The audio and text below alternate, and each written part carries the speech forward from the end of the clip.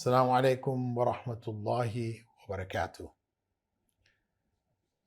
My writings of the 21st century. They include this book, Usool al-Hadith, the methodology of Hadith evaluation. This is among the books which I prepared for the Islamic Studies course, Bachelor's of Arts in Islamic Studies, to make sure that the various areas of learning which needed to be covered were in fact covered.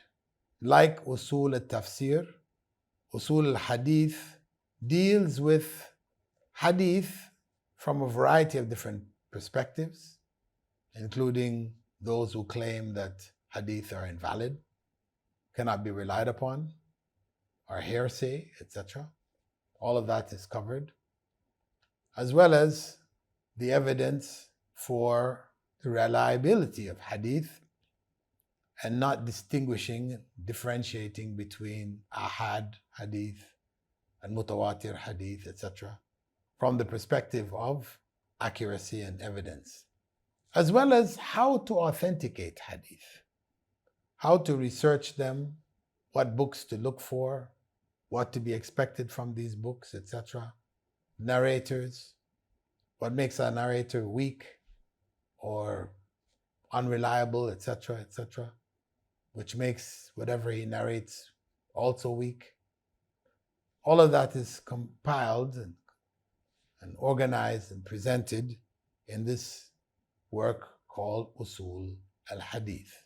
It has been reprinted in hardback by the International Islamic Publishing House with this design, and inshallah it is readily available and is being used in different universities teaching in English medium in different parts of the world. And it was something that I'd wanted to do from a long time before, because the area of Hadith, of course, is a critical area.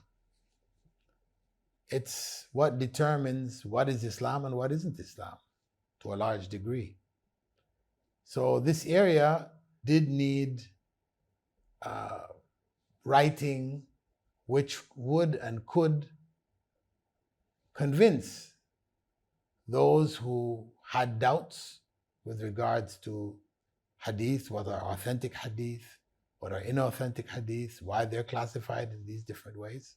And also, it becomes the foundation for understanding authentic Islam.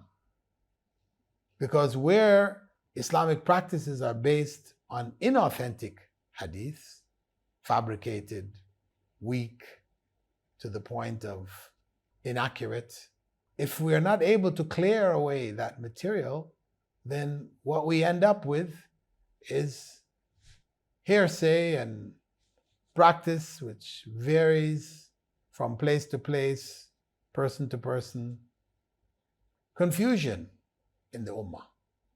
So one of the key areas that needs to be understood and applied is the area of Hadith. And especially with some individuals calling for only depending on the Quran. They're called Quraniyun, Parvezis, other names for them. They only follow the Quran. They reject the Sunnah altogether. But this is misguidance and deviation.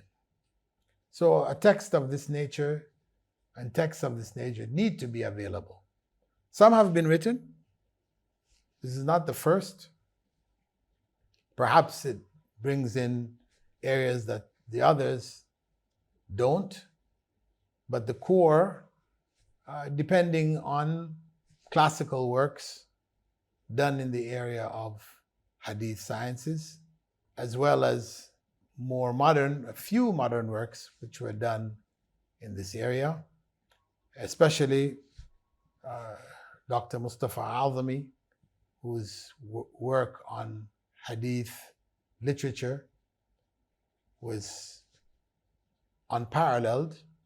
His conclusions and evidences I have included in this work in order to make it as comprehensive as possible for such a small work.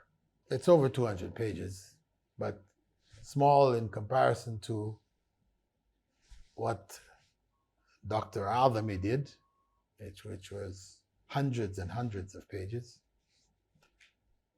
Nonetheless, it is useful for teaching the basic first level, 101, Hadith 101, inshallah.